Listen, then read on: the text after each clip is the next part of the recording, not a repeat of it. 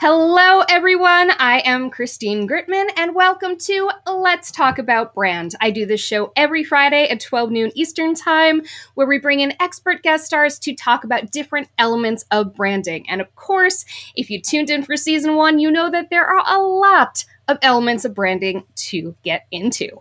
A few new changes here for season two. One of them is that I am now broadcasting with RESTREAM. RESTREAM has done a lot to develop their native webcasting studio. So if there are a few little technical hiccups today, I'm just getting used to the new system, but I definitely recommend checking out what RESTREAM has been doing and giving it a try. And another new thing that I have going on for season two is it's one thing to chat about brand with me on Twitter on Tuesdays. It's another thing to talk about brand with me on this live stream on Fridays, but it's another thing entirely to build your own brand. And so I have introduced a Patreon group built all around taking the lessons from each week's chat and show and putting them to work to build your own brand. We already have a few patrons that I would really like to thank today. There's Teodora Emma Pirchu, Suzanne Brown, Bonnie Wilson, and Maiko Sakai. So thank you to all of you for being a part of it. Oh my goodness, and how did I forget Amanda? We've got Amanda too. Well, I will make sure that you are on the slide next week, Amanda. And I also want to make sure everyone knows that on Tuesdays, also at 12 noon, I'm on Twitter every week discussing the same topic as the Friday live stream guest will be talking about. And what is that this week? Well, this week we are talking about branding with customer experience. What is customer experience and how does it impact your brand? Spoiler alert, a whole huge lot. And our guest expert this week who we're talking to today, I'm very excited. We are talking to Peter Shankman. Now, most of you probably already know who Peter Shankman is, but just in case you don't, he is a multiple entrepreneur, including founding HARA, Help a Reporter Out, which matches journalists and sources. And that is a great way to build your personal brand, by the way, to get on that HARA list and be an expert source for journalists who need people to talk about your area of expertise. Fantastic way to build your personal brand.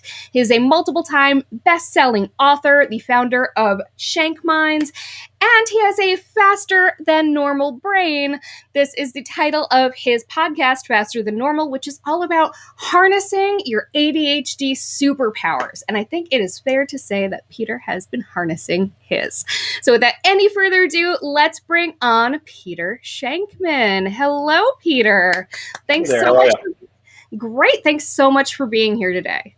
Happy to be here. Now let's start out with a really, really basic question, which is customer experience. What are we talking about when we talk about the customer experience of our brand? The basic premise is that we expect to be treated poorly. We don't expect good customer experience. We expect, back when we used to fly, before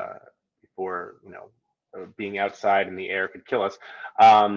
We would get to the airport. We would get there 3 hours early to go through security, and security would move until they get to us, and we'd be pulled for some reason for the anal probe. And then, we'd be in a room for an hour, and we'd come out a little less dignity, and we'd try to get to our gate with 20 minutes to go, and they moved our gate, and they didn't tell us. And now we're running halfway across the airport to another gate and giving away our seat because we weren't there in time. And now we're sitting next to the bathroom, and that's what we expect. So if a flight takes off on time, lands on time, and we have the seat we want, we consider that the greatest flight in the world, when in fact that's really the lowest possible bar. So if that's where the bar is and it's so incredibly low, then a great customer experience doesn't mean you have to be awesome. It means you have to suck a little less than what people expect.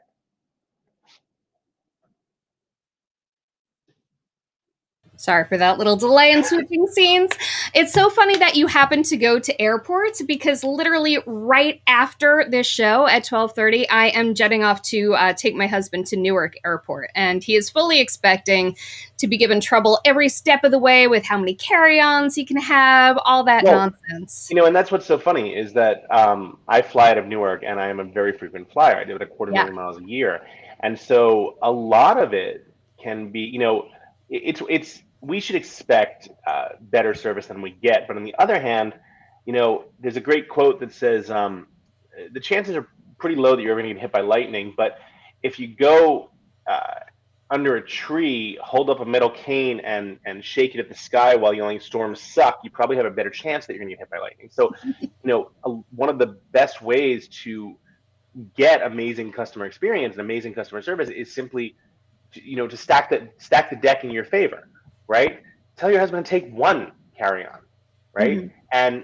It's 2021. We don't have to check luggage anymore. You can FedEx Yeah. it, right? So it's putting those things into. And it's funny because because of how much I travel, there's a private entrance for me. There's a private entrance at Newark for Yeah. people who travel as much as I do, and so I don't even deal with any of that. But again, with that comes the expectation that I'm going to know what to do, right? Yeah. So there's a give and take in that regard. If someone's going to visit grandma and they're traveling there one time a year, yeah, they're going to go on the line where people have never experienced metal detectors before, and it might seem like it sucks. Well, there's several reasons for that. A lot of it is, yeah, airlines need to improve, but on the flip side, you're also sitting in the worst possible place at the worst possible time. Yeah. So the customer is partially responsible for the experience that they have. But at the same time, of course, some brands become better known than others and more beloved than others, largely due to their customer experience. So I would love to hear some of your thoughts about how the simple overlooked things that most brands, just about any brand, no matter what their budget, no matter how big or small they are, what are some really basic overlooked things that people can do to suck slightly less? The easiest way to become a better experience starts off with smiling. It is truly amazing how many companies don't hire people who care about people. They hire people. Ritz Carlton hires people who care about people. You can be taught how to make hospital corners on a bed sheet. You can't be taught empathy. And so the best thing you can do as a company is hire people who care about people. And doing that will allow you to uh, win right out of the gate, right? If you have a staff or employees who truly care and who are willing to go all out for uh, a customer, for a client, simply because it's what they want to do, not because they're forced to do it. That's going to change the game right there. I know several restaurants who they hire people because people care about people. They don't hire people because they work the cheapest. They'll pay them more because they care about people.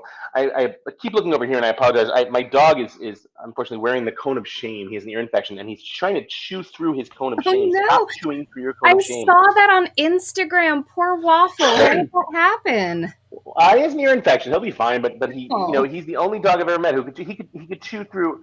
I could make it out of gamma rays and he'd figure out a way to chew through it. It's pretty crazy. But yeah, it's basic premise that treating. And one of the things that companies can do as well is they can treat their employees well. yes. It's not just about treating the customers well. Companies who treat their employees well are going to have great uh, employees by default, and those employees will treat customers well because they're happy to be at the job.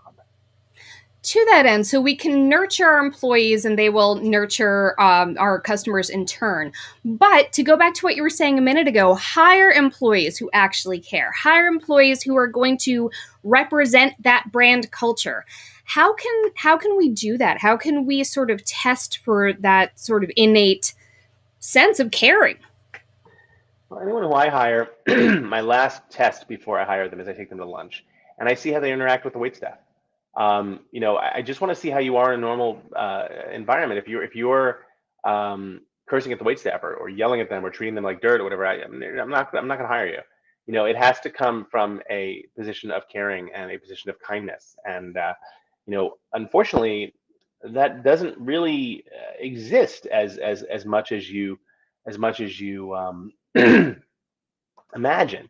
It's funny. I'm looking at some of the comments. Tim Lewis said Newark keeps getting ranked number one in bad airports.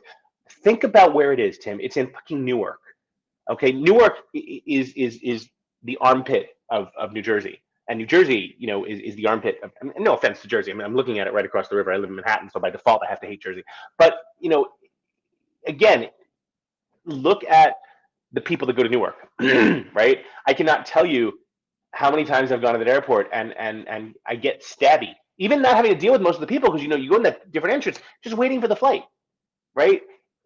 We live in an environment where we expect people to be, pardon my French, just the shittiest, right? I was before I came on this call, I was reading an article about a woman, an anti-masker, who there was a 17-year-old kid who was standing at a city council meeting, I think in Portland or something, explaining why he wants people to wear masks in school because his grandmother died of COVID, and there was a woman behind him laughing at him.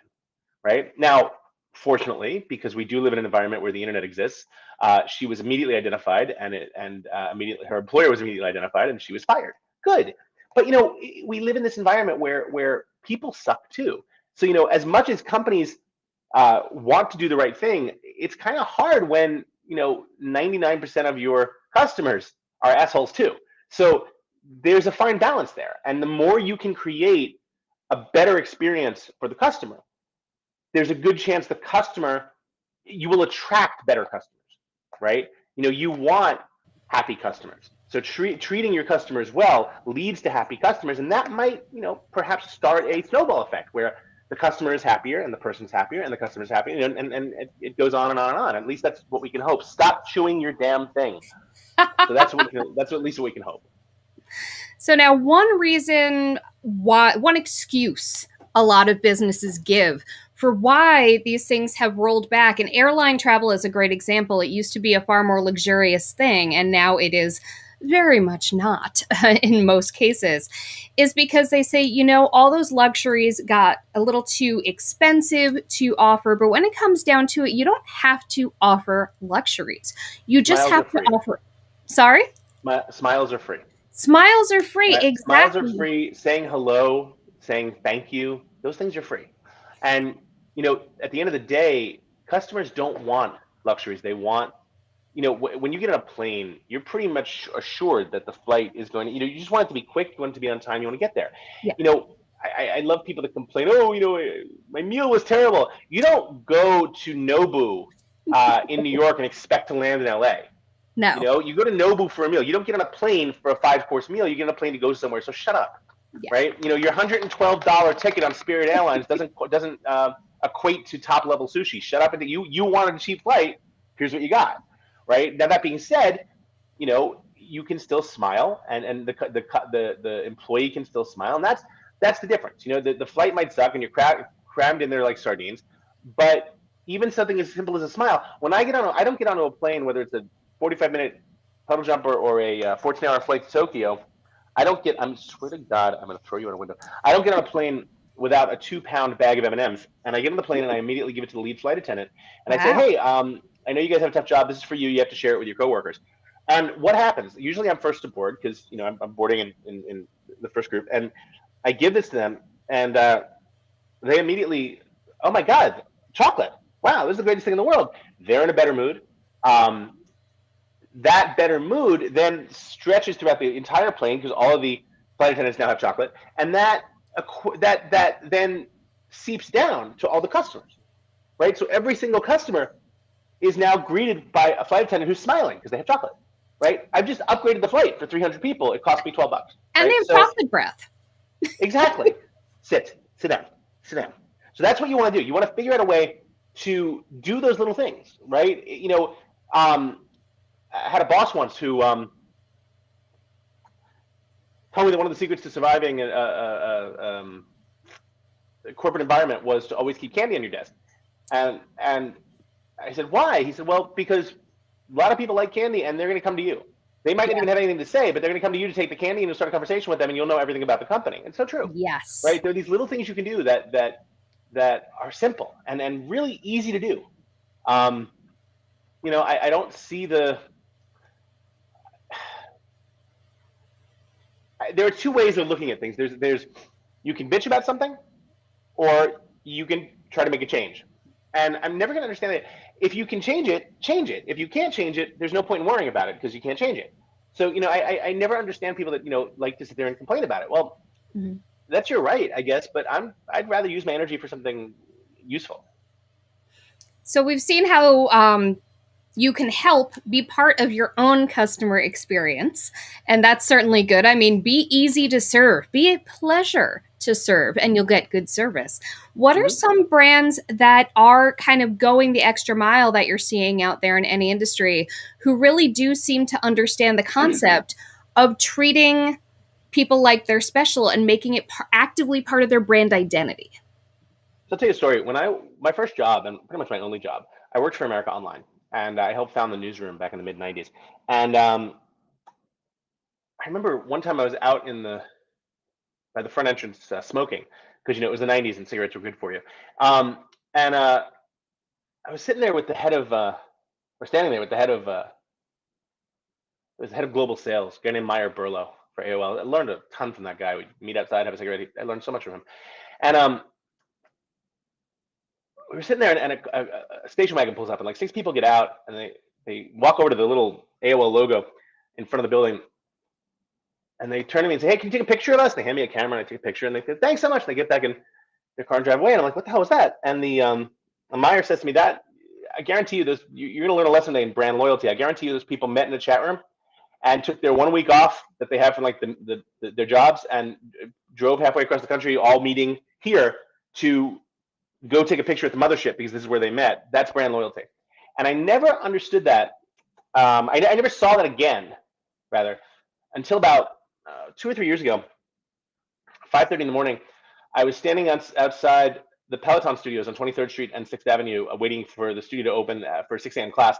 And I saw people getting in front of the studio and having their picture taken. Same thing. They came into New York to take a Peloton class because that's where they had met people, and it was amazing to see this. All right, you know what? I'm taking this off you, because if you're not chew it, it doesn't matter. So I'm taking it off there. And so I saw these people standing there, and realized how much they love this brand, right? And so you look at companies that are doing a great job. What does Peloton do? Well, Peloton enables people to be their best. Peloton enables people to be their best the same way AOL enabled people to connect and talk to each other. So, you have a great ride, you're full of endorphins, you're happy, you're going to tell people about it.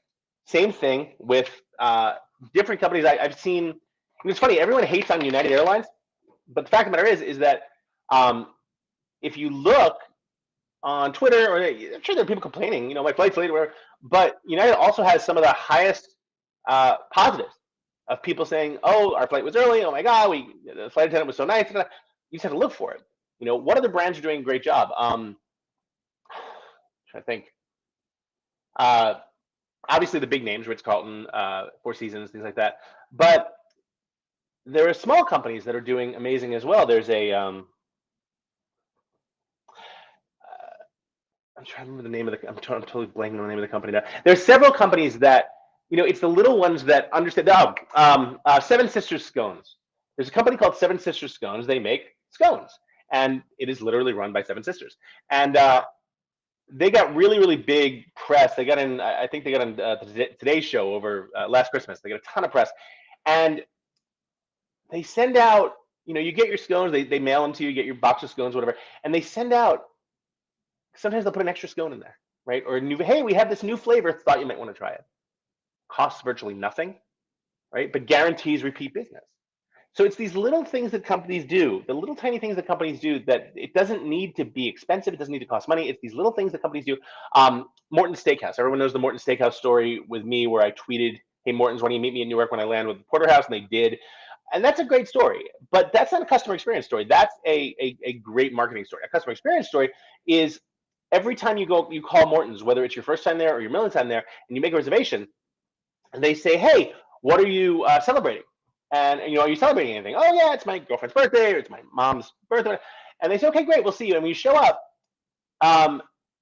you sit down, and the menu says "Happy Birthday" to the name of the person, right?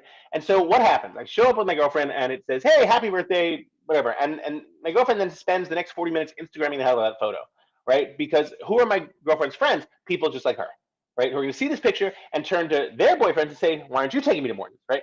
So it is ingrained to build loyalists. My fourth book was called Zombie Loyalists, and it was using a great service to create rabid fans.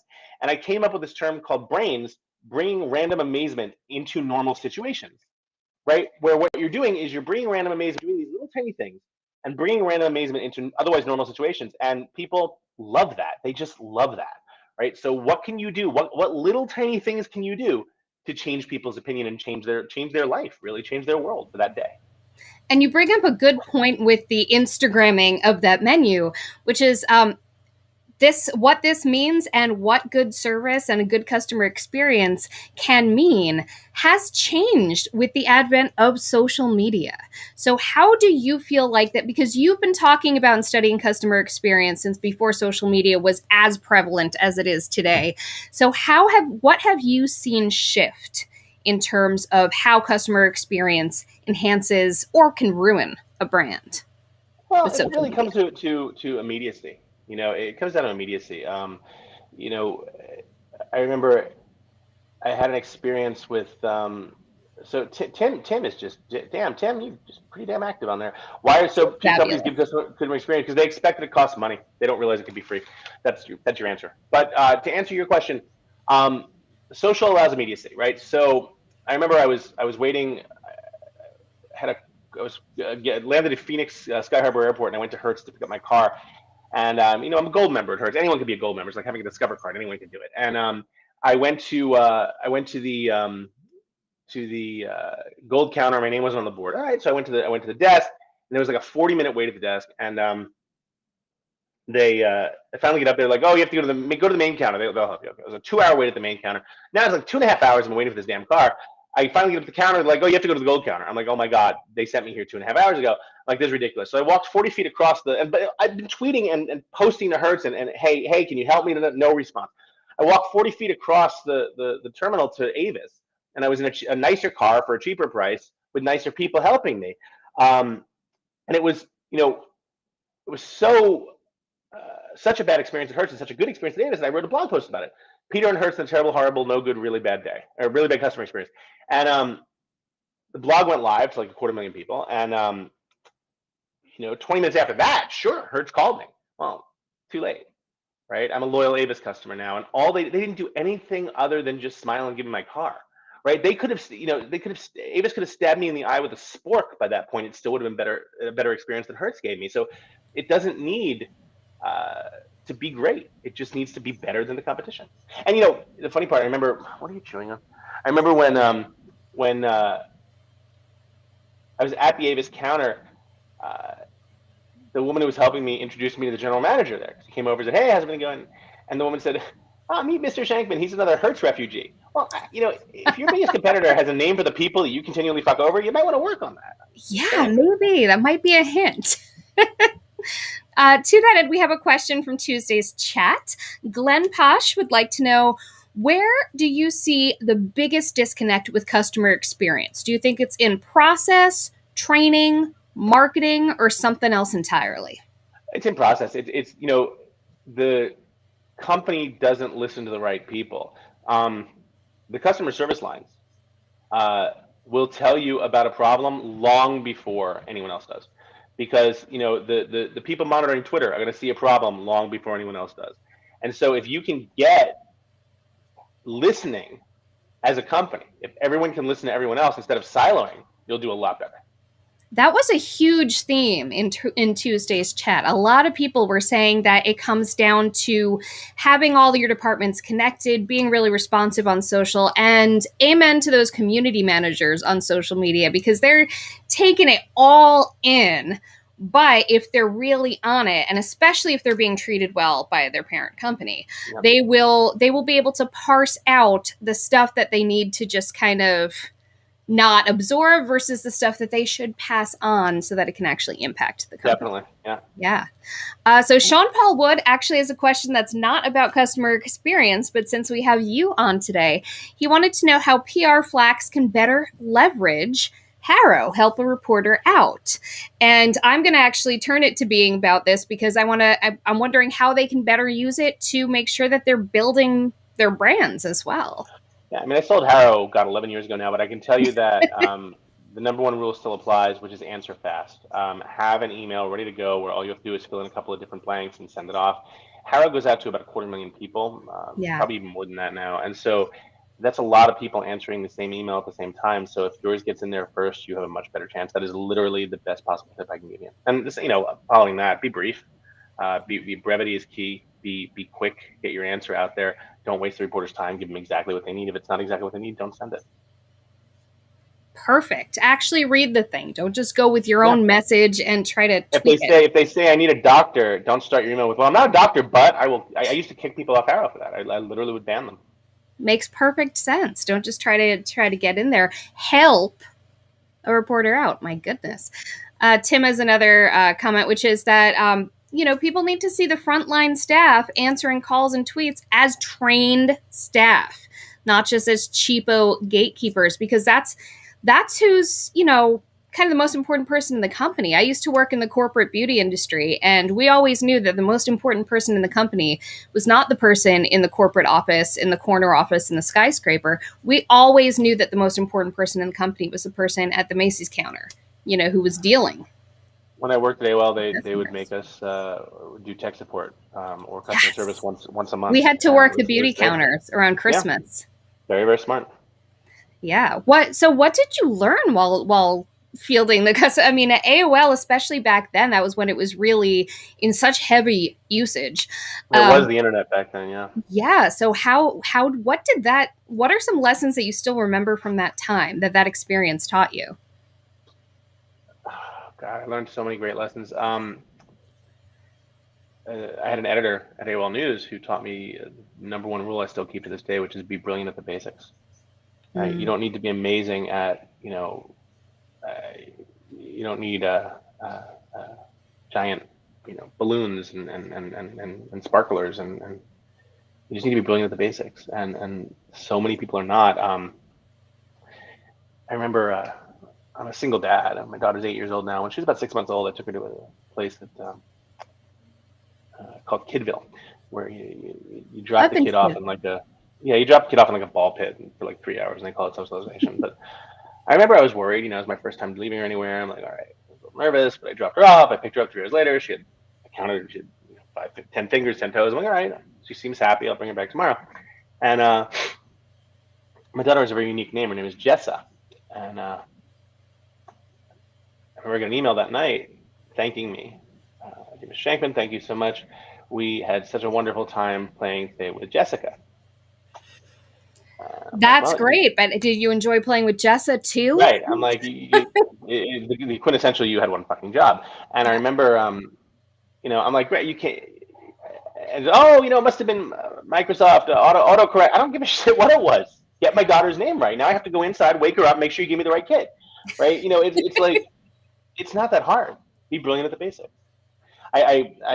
You talk about HARA. I remember a couple of years ago around Mother's Day, I got a wonderful email. I still get like hundreds of pitches every week for my blog and for everything, for influencer stuff. My favorite couple of years ago was, dear Peter, we know that working moms like you have it tough. Not that hard, guys. It's really not. Just change the word to parents. Cover yourself. To your point, be prepared. Yikes. And I love to be brilliant at the basics, because especially if you suck at the basics, people resent the bells and whistles. They say, why did you spend the effort on that? All I needed was this. I always joke about the Morton's steak story. It's like, they brought me a steak to the airport, but if your steak is cold or your drink is wrong, that's going to make what they did for me even worse in your eyes. Exactly. Well, that is a fantastic place to leave off our discussion. Be brilliant at the basics. Thank you so much, Peter, for being here today. Tell the good folks at home where they can and should find you and why. So I am at Peter Shankman on all of the socials. If the first 5 people who hear this and go to rally.io and create an account, I have my own cryptocurrency. It is called the Shank coin. It is currently trading around $7.84 a coin. The first 5 people who create an account at rally.io and send me an email at peter@shankman.com telling me their username, I will send them some cryptocurrency, and they can start their journey into becoming a crypto millionaire, or whatever you want to call it. But at Peter Shankman on all the socials, or rally.io, shankman.com, shankman.eth. I'm dropping an NFT next week. If any of you collect NFTs, let me know. I'll show you where to go, tell you where to go for that. Yeah, I'm pretty easy to find. It's kind of like I'm a pretty big guy. I skydive, and I jump into the plane, and pretty much cows go to sleep because they think it's nighttime that big. So just you can find me anywhere. Awesome. Well, thank you so much. I'm so glad that we were able to find you here. And thanks again for being part of the show. And to everybody who's maybe new here, I do this show every single Friday at 12 noon Eastern. Let me know where you're watching, by the way, because we are simulcasting to Facebook, Twitter, LinkedIn, YouTube, and this is my very first broadcast on Amazon Live. I'm going to add some of Peter's books to my Amazon shop here as well. And I have a Twitter chat on Tuesdays also called Let's Chat About Brand. So next week, we're going to be chatting about branding for solopreneurs. And the chat topic on Tuesday is always on the exact same topic as my Friday live stream show. So next Friday's live stream guest is going to be the incredible designer from the UK, Anna Brand. What a great name, right?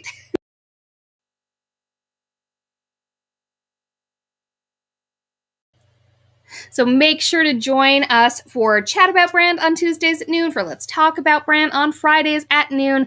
Again, I would love to thank my Patreon members, Theodora, Suzanne, Bonnie, Maiko, and Amanda. Sorry, Amanda, you were not in the end credits because I was a little behind on that this week.